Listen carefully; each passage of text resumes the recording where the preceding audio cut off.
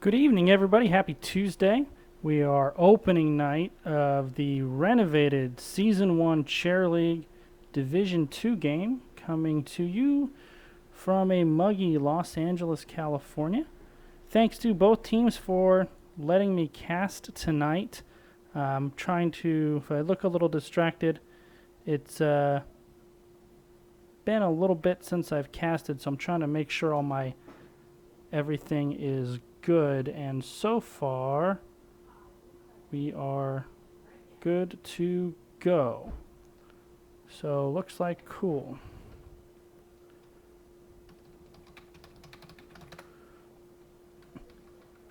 All right, so both teams getting ready to go into draft. Our first game is on Tomb of the Spider Queen, and it will be Totem Annihilation is the blue team, and the Heartbreak Kids is the red team. So Chair League underwent some changes this season, of course. Now we only have 2 nights a week, Tuesdays and Thursdays, and the divisions have been reorganized. No more pro divisions, only divisions 1, 2, and 3. And a little bit of money to support the league, also to cost. And so far, turnout's been pretty good. My last count, it was close to 50 teams staying and playing. So down from last season when it was free to play, but I still think in a healthy spot. And Chair League will probably continue to develop. Big news today is Stukov, of course, is out. Comes out today. He is available today. Heartbreak Kids, first pick, first ban. Oh, let me switch. See, this is my Rust right here. Let's switch to the draft screen. Because like I said, it's been a little while since I've done this whole casting thing. Anytime you play on patch day, Anubarak got a nerf today. He was drawing a lot of first bans. Malthiel got nerfed today. He was drawing a lot of first bans. Uther still drawing first bans. Maybe Stukov, who looks really good to me, get that first ban as well.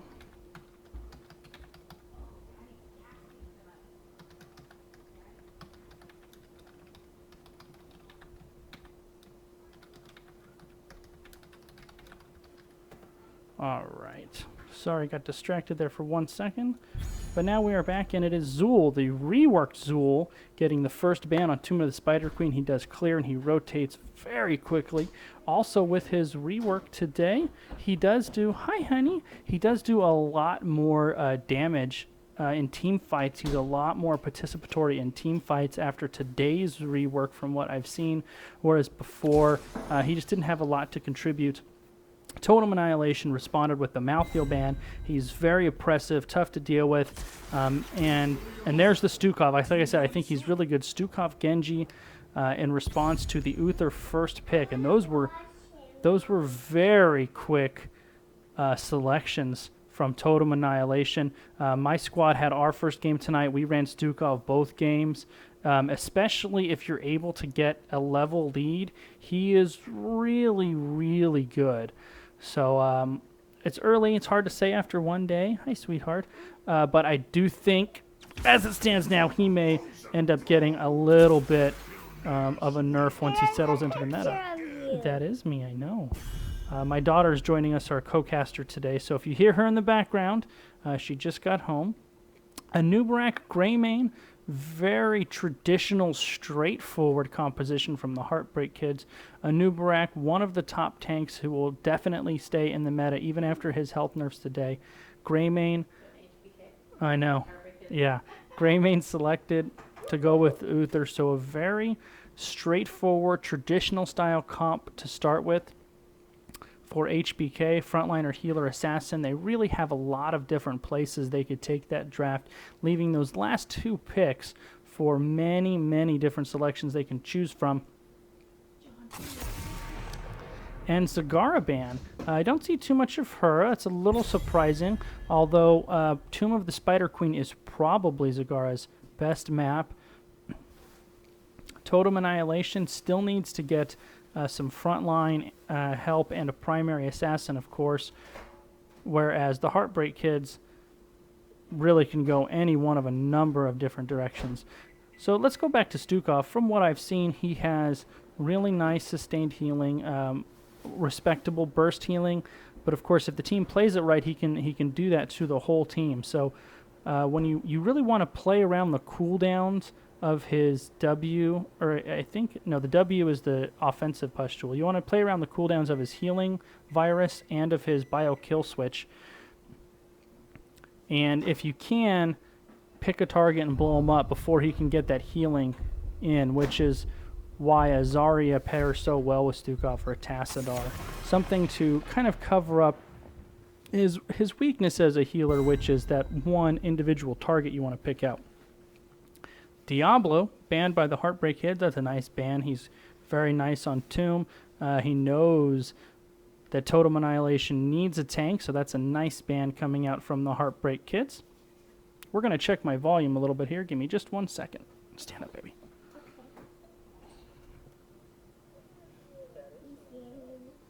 My daughter is joining us. All right, good. All right, you can come back now, honey. All right, good. So like I said, I want to make sure our settings are all good because it's been so long since I've utilized this. Kael'thas coming out from Totem Annihilation. Kael'thas does really nice in the 4-man rotation on Tomb because of his ability to clear, as does Johanna. Johanna and Kael'thas pair really nicely together. Johanna's Condemn can pull in the minions for Kael'thas's Convection to blow them all up. Range DPS, frontline. I do expect Totem Annihilation probably to get some kind of a damagey bruiser, I would guess, to go along. And they need a solo laner still, so possibly a Leoric or like a Dahaka would be good. Any kind of frontliner that can hold down the solo lane. That's probably going to be where Totem Annihilation spends their next pick. Heartbreak Kids have a lot of different selections. They do probably want to get another damage in a frontliner if they want to kind of stay within the traditional comp that they're building, a second frontliner, bruiser, off-tank, and another backline damage dealer. Also could go double support. You see a lot of that in more organized play. A double support could be a possibility as well. And we get Gul'dan Stitches. So as I first suggested, a second frontliner and another damage dealer. So you have auto attacks with Greymane, auto attack damage with Greymane, and the ability to finish with Greymane. And there's the Leoric, like the solo lane that we were talking about. So Heartbreak Kids has Greymane to finish the kills and provide auto attack damage, and you have Gul'dan for the sustained spell attack damage. The Stitches will hook in a target that will be followed up by an Uther stun and an Anubarak stun, maybe a Cocoon as well. So very traditional, straightforward, well-rounded, well-constructed composition for the Heartbreak Kids. And Genji always throws a little bit of a wrench in that, so we'll see. I mean, Genji can be really oppressive, but he's very high skill cap, so Spectre will have the pressure on him to provide the finishing of the kills for Totem Annihilation. All right, so we are loading into Game 1. The blue team, Totem Annihilation, has Apple Pie on Johanna, Spectre on Genji, Core 113 on Kael'thas, Dacian on Stukov, and Craven on Leoric. And the red team, the Heartbreak Kids, has Archeesy on Uther, Doom Knight on Anubarak, Crux on Gul'dan, and Leafakis on Greymane. And oh, you know what? Here's my first technical error of the night. I forgot to download the revised observer interface for Stukov, so we're not going to have the good interface for tonight. Apologize for that. And lastly, Darth Yogurt playing Stitches. So it does look like Kael'thas not going the Convection build, so it doesn't need to worry about that. That's always one of the first things you want to check when you're playing with a Kael'thas in the game, because those pre-quest finishing kills are so crippling for that Kael'thas player, but didn't go that direction. Totem Annihilation really wants to watch out for that hook. Darth Yogurt getting ready to go fishing and try to net himself a Kael'thas would be the ideal target, of course, but Stukov would also work. Stukov's a really neat-looking hero, but he does suffer from a low health pool for a melee support. He has a much lower health pool. The nice hook onto 413. There's the follow-up stun by Uther and Anubarak. However, the AoE silence from the Stukov prevented the finishing of the kill onto Kael'thas. So we'll talk about Stukov more. He has the highest damage from one single auto attack in the game. His auto attacks hit like a truck, but his attack speed is fairly slow.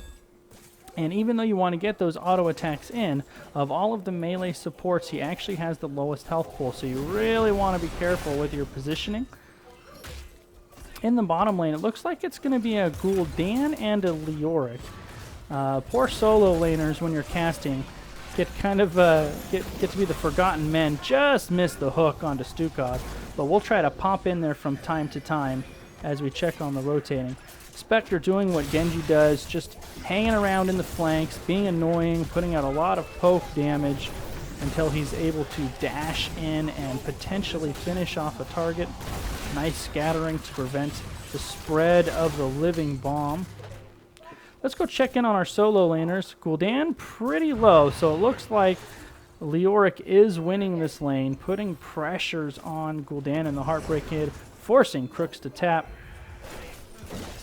Tomb of the Spider Queen, even though it's a 3-lane map, it is the smallest 3-lane map. Wave clear and rotations really heavily prioritized.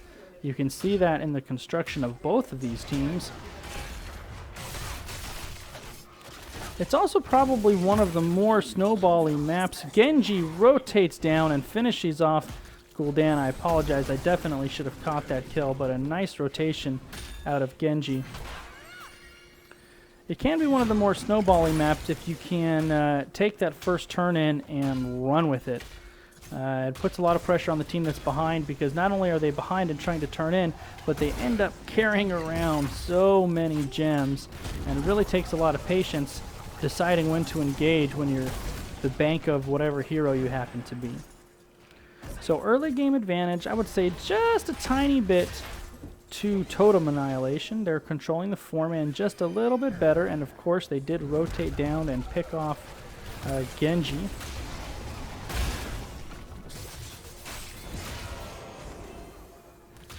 Both teams are now getting to the point, especially Totem Annihilation, getting to the point where they almost have enough for a turn-in, just a few gems away. Of course, with the death of Gul'dan, the Heartbreak Kid's a little bit behind in the gem department. Darth Yogurt looks like he's posturing to either turn in or get a hook, but Johanna will not allow the turn in. One of the reasons Johanna is valuable on this map, in addition to her ability to be a part of the 4-man and rotate and clear quickly, her E is so good at interrupting channels. She can do it safely from a long distance away. Pretty soon, though, Apple Pie on Johanna is going to have to drop off those 22 gems, and that's what he's going to do now. He's going to ninja away, try to get a stealth turn-in on the bottom. And a nice job of the rest of the team trying to stay visible so maybe they don't pick up on it, and 22 gems turned in by Apple Pie. So experience is pretty much dead even. The only kill in the game so far was the Genji rotation to get Gul'dan. And this time, Gul'dan gets his revenge and picks off the Leoric.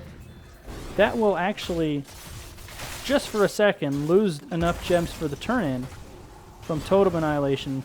But now both teams have enough gems for their first turn-in, and you're going to see these guys start posturing around the turn-ins, fighting over who can get the Web Weaver spawn first.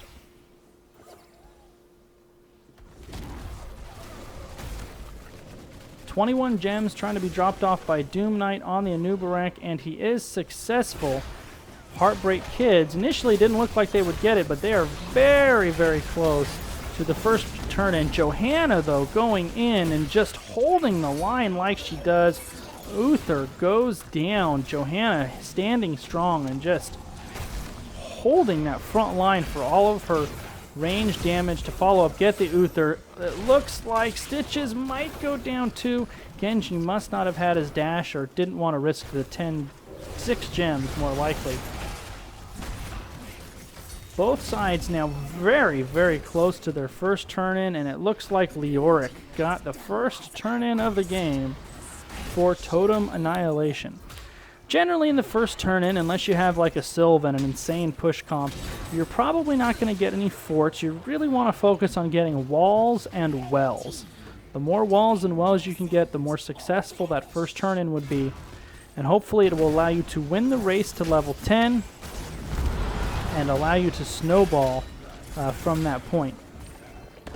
That Stukov AoE silence is just perfect for the distance between the two towers on these forts. So front wall in the mid goes down. Now Totem Annihilation rotating top, trying to finish top wall as well. In the bottom, meantime, Greymane doing his best, but Leoric does have the wall down. So this is a really, really nice first turn-in for Totem Annihilation.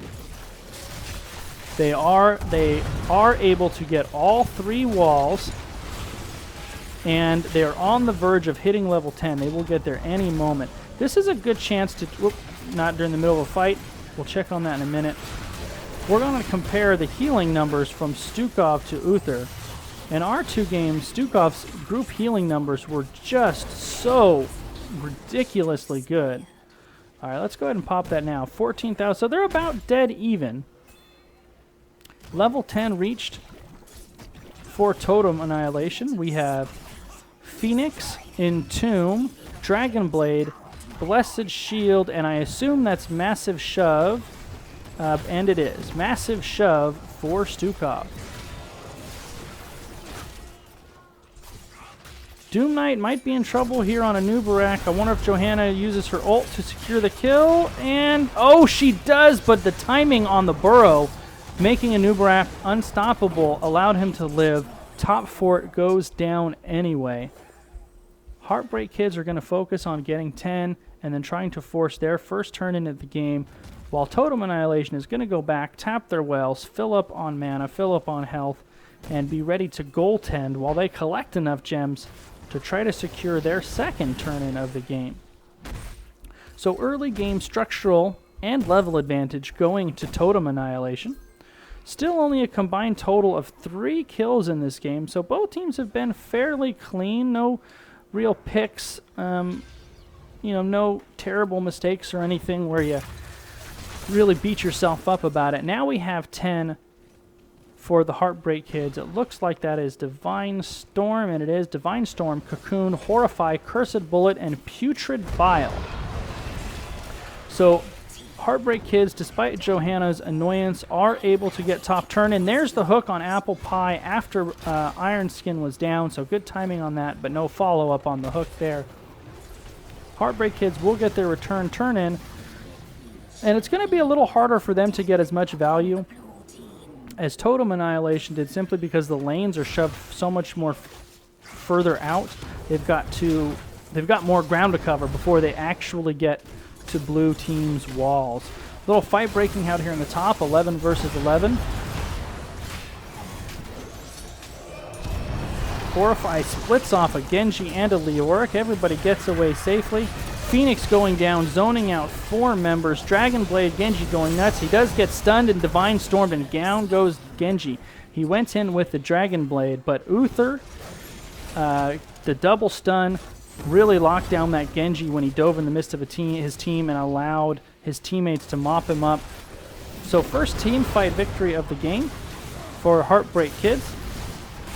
Despite that, Totem Annihilation is fighting hard, and a Nubarak is going to go down, maybe very close. Kael'thas eats a Cursed Bullet, point-blank range. Takes him to about half health, but both teams rotating away.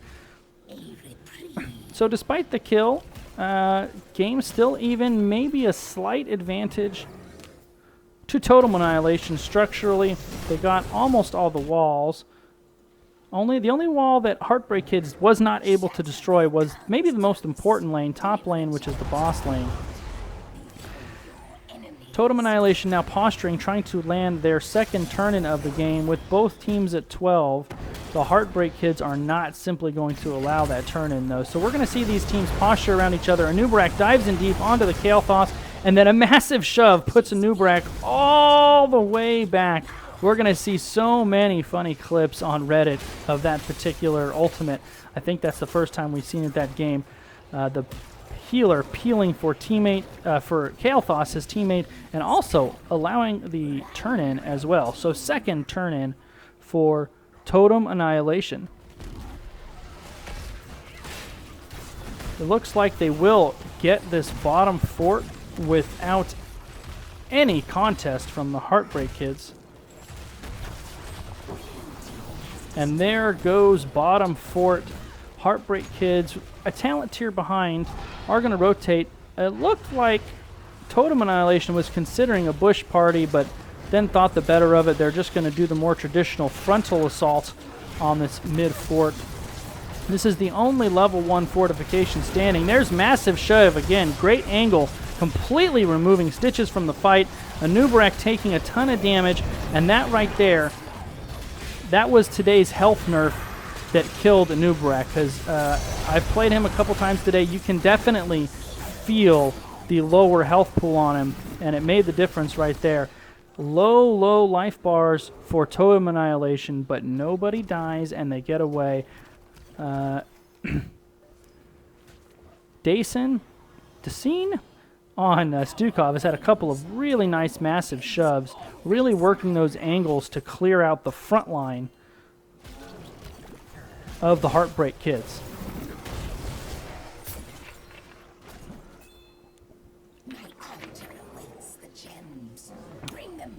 So Totem Annihilation definitely controlling the game right now.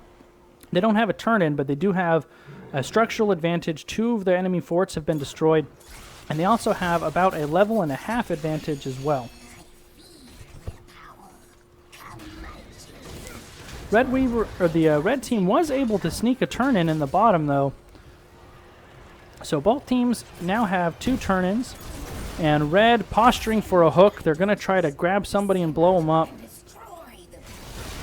No good targets presenting themselves right now. Very nice positioning by Totem Annihilation. They really want to get Stukov, or there's the Stukov, who's the hooked. There he's stunned, and there goes Stukov. That was a Divine Storm, but Anubarak gets counter-killed, even though Genji was cocooned, and then dives in with Dragon Blade. Red team on the retreat. So far they've lost Uther and Anubarak. And another hook again, this time on a Johanna. That's probably not a hook target you really want to land. Stitches and Gul'dan most certainly going to go down here. So it was a great hook onto Stukov and a nice target selection. Greymane in trouble, manages to disengage away. However, the counter engage from Totem Annihilation was very much on point, and they're able to win the 5-on-5 engagement. 3 kills to 1. They now have the 16 advantage over their opponents, still maintaining that about level and a half lead. The Heartbreak Kids, though, do secure their first fort of the game, taking down bottom fort of Totem Annihilation. However, blue team now does have enough gems for their third turn-in of the game, currently sitting on a 2-lead advantage. I don't think Heartbreak Kids can contest this. It would be a very tough fight if they were to do so, but it looks like they're trying to delay, buy themselves a little time. Yeah, I mean, I understand what they're trying to do. They're trying to sort of side soak, maybe just kind of soft engage posture. They do get the hook on the Kael'thas. There's the burrow charge and the stun. However, once again, the counter engage from Totem Annihilation was absolutely 100% on point. Only Kael'thas dies, the hooked victim, whereas once again, only Greymane alive to tell the tale. He will run away with his 33 gems. Greymane escapes with his life savings. Another nice hook by Stitches and a good follow-up by the Anub. However, the counter engages from Totem Annihilation have just been on point. Phoenix going down. You know, as the Heartbreak Kids dive in on the hook target, to follow up on whoever they hit, they're all diving into the Phoenix. Kael'thas is throwing that Phoenix down as soon as somebody is hooked. So the Heartbreak Kids are just diving straight into that Phoenix, and that's a lot of AoE damage, especially when you're at a level deficit. Both teams now up. Kael'thas is a little bit ways away, so right now, Heartbreak Kids have a man advantage, and they are on the same talent tier. So this is the fight they want to take if they want to take a fight. They want to definitely fight Totem Annihilation before they get to level 20 while both teams are on the same talent tiers. Apple Pie eating a ton of damage, including a Cursed Bullet. However, that Stukov healing is just so good. Uther goes down, Gul'dan goes down. Kael'thas gets credit for all of the kills, but it really was Genji in there wreaking havoc in addition to the Convections and the Living Bombs. This could be game. Maybe not with Greymane and a noob up, but the Heartbreak Kids in just a really, really tough spot. And that Stukov healing is just... You never see blue low on health for very long. Anubarak is going to go down. No, burrows into the Hall of Storms just in time. 8 seconds before the entire Heartbreak Kids team is up. Totem Annihilation realizes that, and they wisely retreat not to be too aggressive and possibly squander their lead. Let's check in on those healing numbers again. See, this is where it's kicking in. That Stukov has done almost double the healing of Uther. I mentioned it in the beginning. Stukov gets especially oppressive if his team gets up in level, as Totem Annihilation has. There's the dive onto Stukov. Now he's in trouble, though. Cursed Bullet, stun, hook, and there goes Stukov. This might be the fight that Red Team needed. They were able to cocoon Kael'thas on the backside. However, patiently, Auric finally gets the Entomb out. Stitches goes down. Now 2 members down. Doom Knight on Anubarak shortly after Gul'dan. Sure to follow. So once again, Greymane still sitting there with his pocket full of ones, gets away with barely any life and 46 gems. And another team fight win for Totem Annihilation. 4 kills to 2. Total for the game, they are sitting at 19 kills in their favor to only 7 for the Heartbreak Kids. And they are also on the verge of yet another turn-in. They are deciding to boss. Now, Leoric has scouted this out.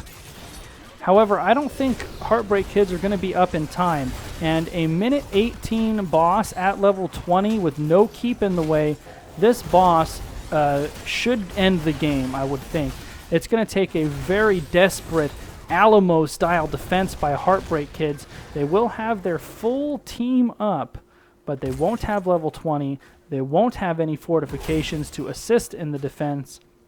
And they're going to have a boss and a level 20 Totem Annihilation team bearing down on them. Hook just misses the Genji.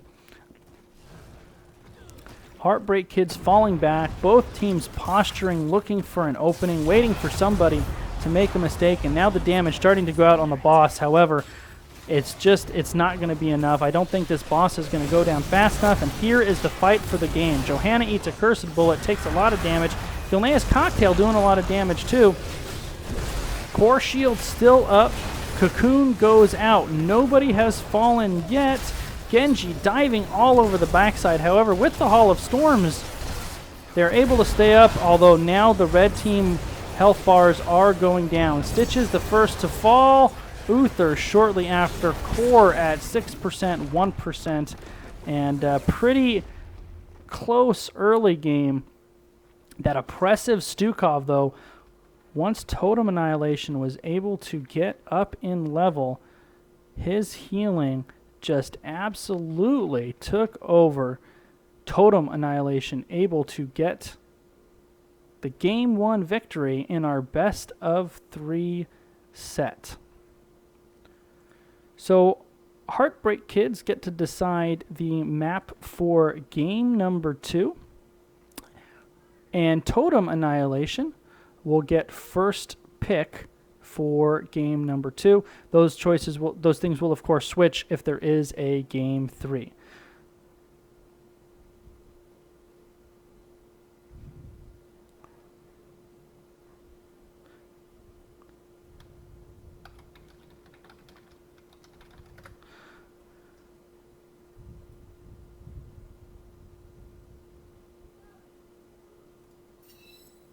All right, so it looks like game number 2 will be on Battlefield of Eternity.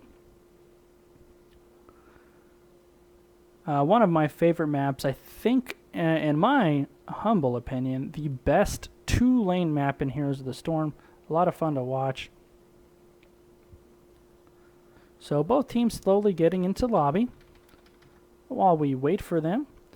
There was an interesting Reddit thread on the Heroes of the Storm subreddit where some kind community member did the math on Battlefield of Eternity, and he broke it into early game, mid game, late game, with the more common builds, what heroes burn the Immortal the fastest.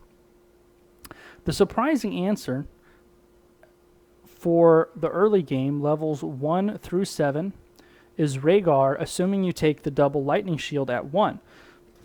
Levels 1 through 7, Rhaegar will outdamage a Q-build Vala and a Greymane on the Immortal race.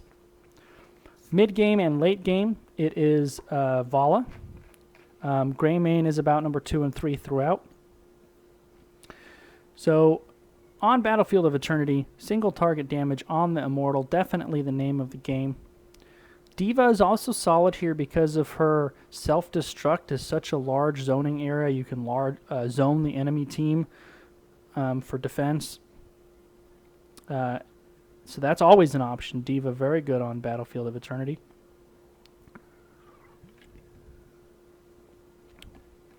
All right. Looks like both teams here in draft.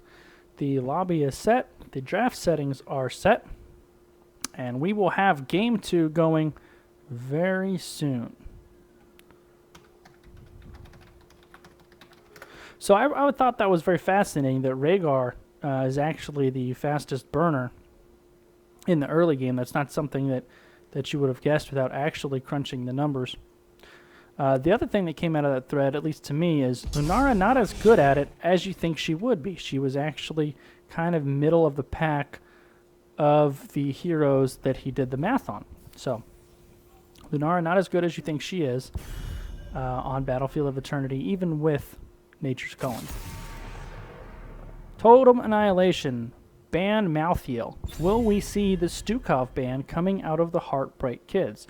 We saw what he was capable of game 1, especially if your team gets ahead.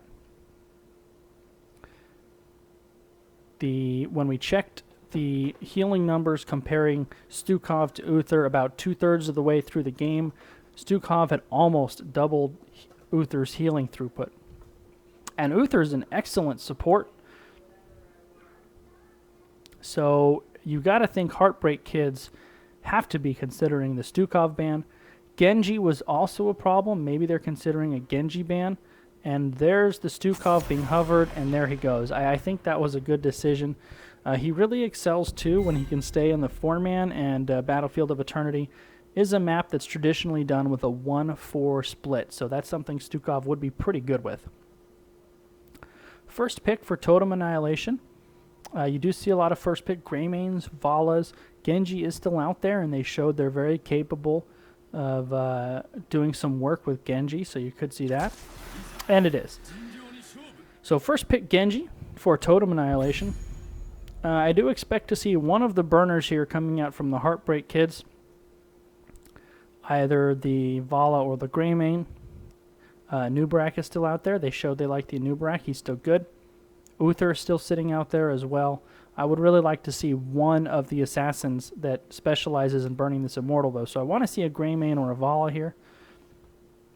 And then either the Uther or the Anub would all make sense.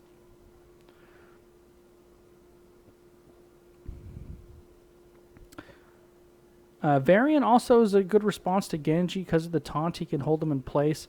Heartbreak Kids showed that they could do that with Uther as well. They had a couple of moments in that first game, one in particular, where Genji dove a little deep, and Uther single-handedly stun-locked Genji out, and they blew him up.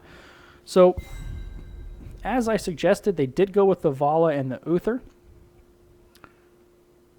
Totem Annihilation, I would expect them to pick somebody that can help Vala, or help race against Vala. So Greymane is the obvious choice if that's what you're going to go for in that department.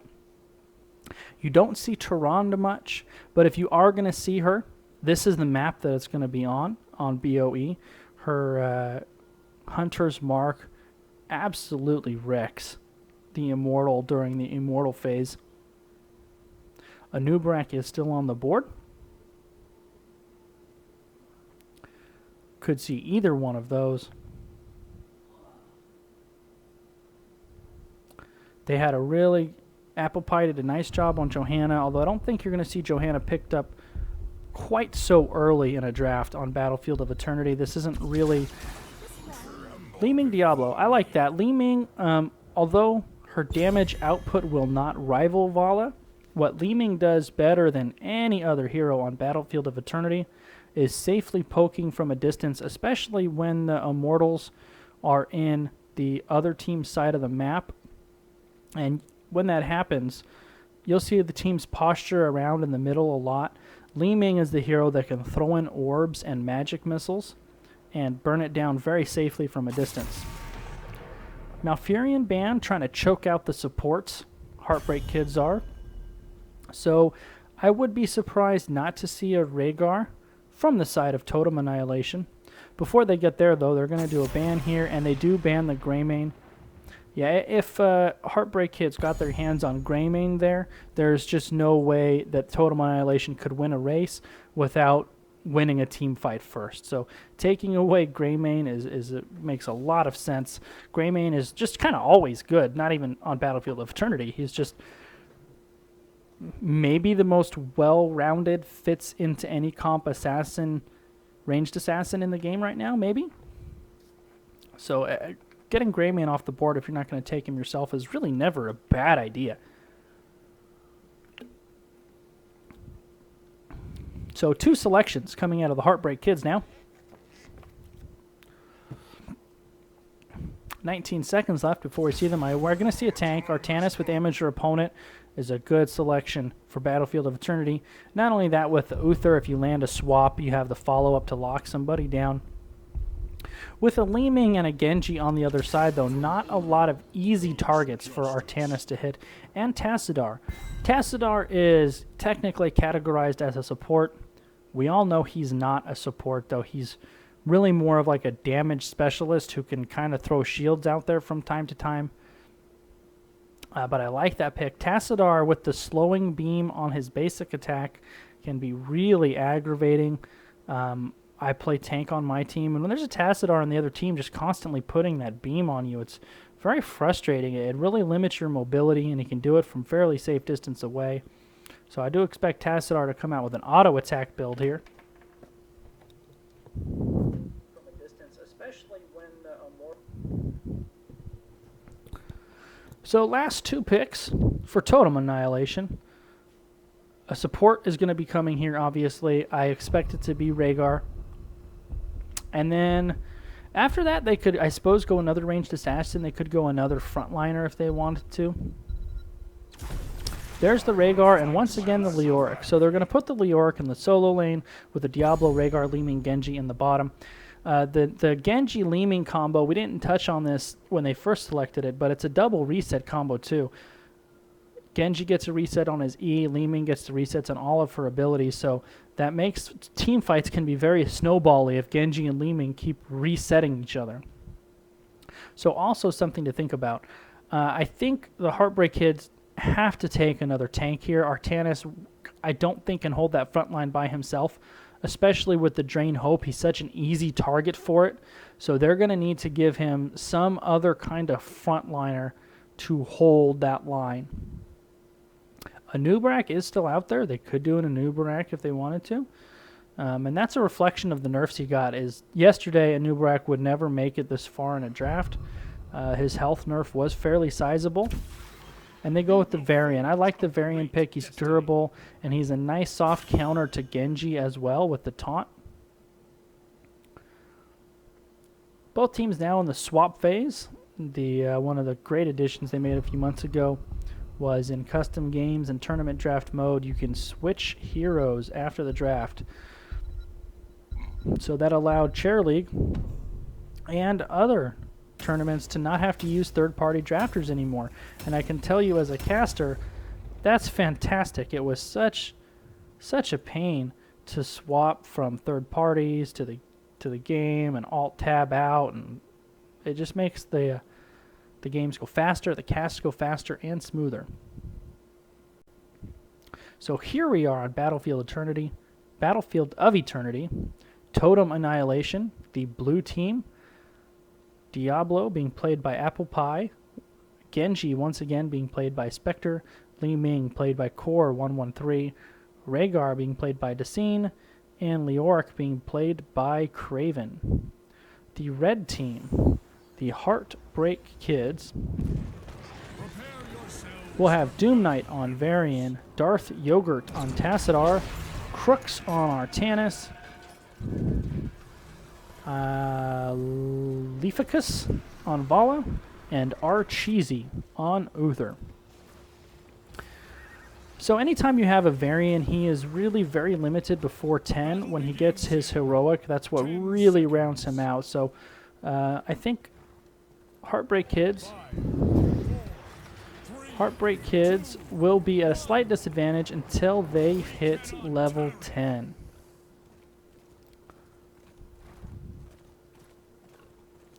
So Artanis is going to solo top. He will be facing off against a Leoric. That's a lane that Leoric will probably win. In the bottom, going to have both teams 4-mans. And I think probably in the early game, Totem Annihilation's 4-man might be just a little bit better. So we will see. Vala and Tassadar really have to focus on wave clear so they don't lose these waves. Diablo Apple Pie sitting in the bushes waiting for somebody to step out. Nobody does. It looks like Doom Knight senses what's going on. He gets slammed and flipped back over. I'm kind of surprised Apple Pie didn't put him right into the wall right here and then flip him, but probably wouldn't have mattered anyway. Let's go check on this top lane. So it looks like, yeah, Artanis, that's a really good swap by HBK. You don't see enough of that. Artanis was not going to be able to solo lane against the Leoric, so they swapped Artanis for Tassadar. That's a really smart move. Artanis can stay in this bottom lane where maybe he gets a clutch swap into a Varian slow and an Uther stun, and Tassadar's range and wave clear will allow him to compete with Leoric much better. You can already see this lane has stabilized with the Tassadar switch. So whoever's doing the shot calling for Heartbreak Kids, really nice play. Diablo comes out, body slams Vala. She vaults away, and Genji finishes the job. The room for error with a Genji is so low. And Apple Pie really hanging out in the bushes, waiting for his victim. And that time it was Vala who stepped into the wrong place at the wrong time. See, now if Doom Knight had taunt there, that would have been a very different engagement onto Genji. Without Vala, she's on her way now. Heartbreak Kids really don't have any chance to race this. Now with Vala, though, they do. I'm curious, do they just decide to race? Or do they try to... Yeah, they're just going to race. I think that's the right call. The early Immortals aren't that powerful anyway. And they might be able to win... No, they won't. And remember we said, Rhaegar, fastest early game burn, and you saw it right there. Rhaegar was doing a lot of damage. Of course, Li Ming and Genji too. But if we were to actually look at the numbers, I think we would have seen that Rhaegar was the one that did the most contributing to that first Immortal phase for Totem Annihilation. So Tassadar and Leoric retire to the bottom lane to continue their duel with one another. And the 4-mans here, Heartbreak Kids defending. Artanis on Crooks gets swapped away by Diablo. He should be alright though, simply walks back into his friendly fort. Front wall going down. This Immortal still has pretty good health though. We mentioned it in the early game. Varian is so limited before 10. I think this is what we're seeing right here. Diablo gets away with about 70 hit points. Varian was at 30 before. Top fort will not go down. Genji might, though. Yes, he does. Vala and Artanis able to get the Genji. However, I think Genji will trade himself for this fort. You usually do not see forts go down on the first Immortal. However, the aggressive play by Totem Annihilation really paying off and taking advantage of the early game Varian, which can be a little bit of a handicap. Once we hit 10, though, that's when this game is really going to take off. And the second Immortal should spawn right around the time both of these teams are hitting 10. So that's where we're going to see how this game is really going. And despite losing the Immortal and the top fort, Heartbreak Kids only about a half a level out. Crooks on Artanis just missed the swap on Rhaegar.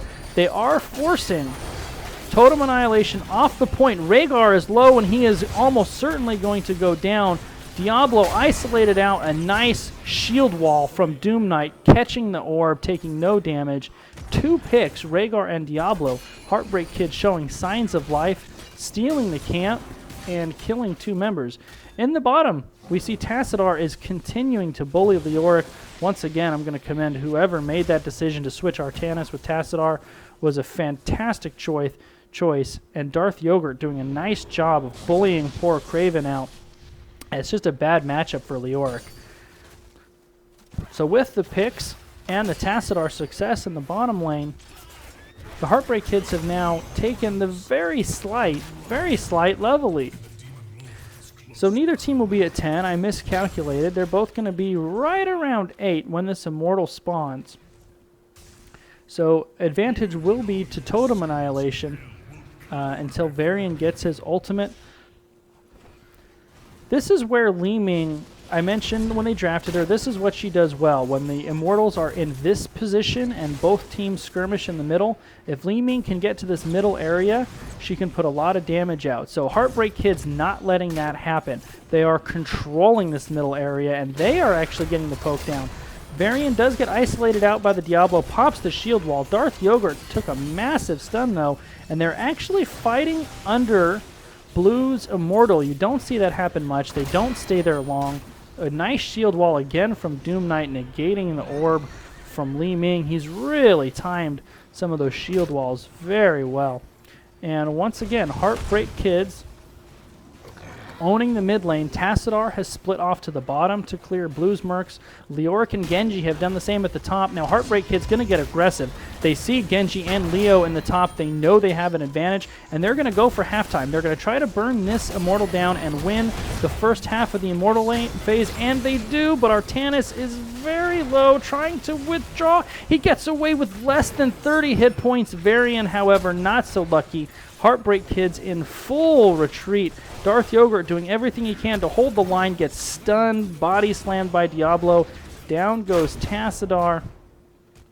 And Heartbreak Kids, although they won at halftime, I don't think it was worth the cost. They're going to lose the race to level 10, and they lost 2 members in the process as well.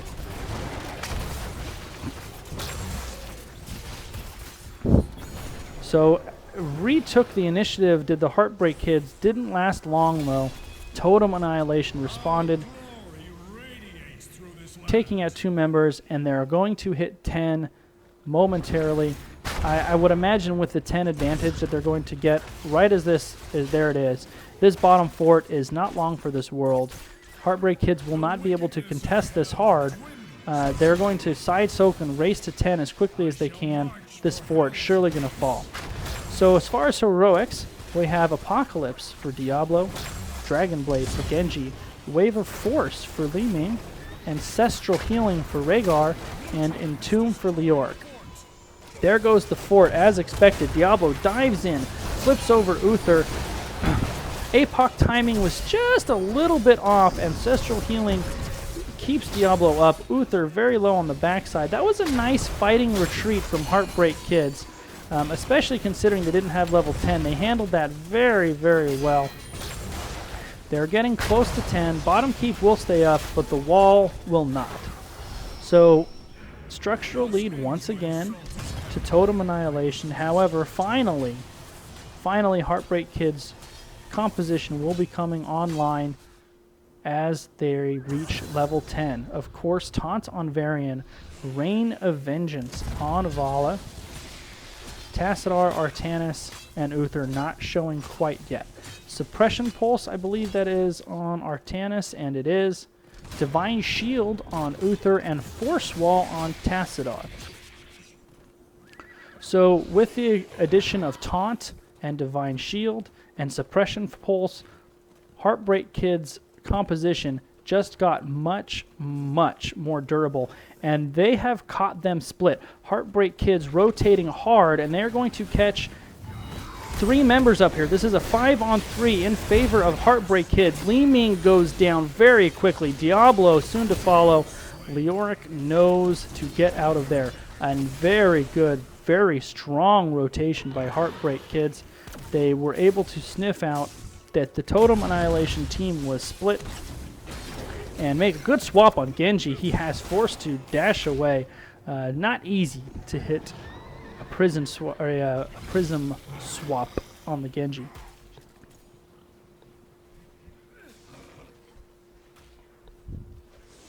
Are you ready, heroes?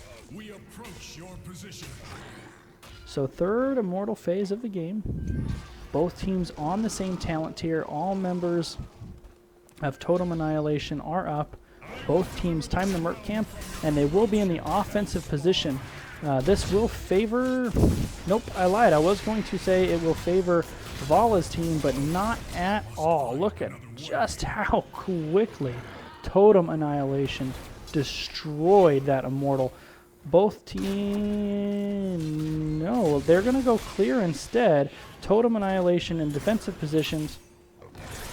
So they will fight around the blue team. I really think Heartbreak Kids needs to assume a defensive posture here. You don't want to fight under the Immortal, and that's why Varian took 2 stuns, one from the Immortal and one from APOC, and the Entomb was very nicely placed. However, shockingly, nobody has died yet. Both teams very low on hit points, and it is Artanis and Varian finally fall, and Tassadar as well. Genji is probably going to get the Uther. There's the Totem for Totem Annihilation. There's the Wolfbite and the Genji. 4 members of Heartbreak Kids fall. The decision to fight under the stuns with APOC. Hey, Vala was able to get Leoric somewhere, though, so on the bottom side here. And then she goes down. All 5 members of Heartbreak Kids down. The combination of the Apocalypse and the stuns from the Immortal won that team fight for Totem Annihilation, and they're going to get their 3rd consecutive Immortal. So once again, Totem Annihilation controlling the game. There was a brief point in the mid-game where Heartbreak Kids brought it back to the level. Totem Annihilation took it right back, though. Heartbreak Kids should be having a little side soak. Oh, now, triple XP will get them 13. So by the time this Immortal reaches their keep walls, they should be on same talent tiers and have a relatively even team fight. They really need that triple XP, and there it is. Everybody's heroics basically ready to go. Rhaegar's will be ready in about 10 seconds, and then we will be ready. Look at the damage Tassadar's auto attack does, just keeping it on the tank. It's so frustrating to be in that position, and Darth Yogurt just using his auto attacks to zone out Diablo. Leoric taking a ton of damage on the other side of the battle. So really nice poke here from the Heartbreak Kids. However, the Immortal chunking down this keep. Ancestral goes down to keep his teammates up. There's the APOC. Diablo. Vala the first to go. Diablo will go as well, and so will Artanis. Heartbreak Kids on the full retreat once again. 2 members going down to only Diablo, but he had the souls. They're trying to end. This is early, but without the damage dealers on the side of Heartbreak Kids, this is absolutely going to be game. So Totem Annihilation takes the series 2-0. They really controlled both of those games, 1 and 2, other than a couple of moments throughout each game where HBK was able to take the game back to even. They just weren't able to hold it for very long. So congratulations to Totem Annihilation on their opening night win. 2-0 over the Heartbreak Kids. So thanks to both teams for letting me cast. When you guys watch this, if there's any kind of technical stuff I didn't notice, please let me know. It's hard to check on that stuff during a cast, and like I said, I checked my settings and stuff before, but you know, it's been a little while. So good night. Thanks to both teams for letting me cast once again, and congratulations to Totem Annihilation.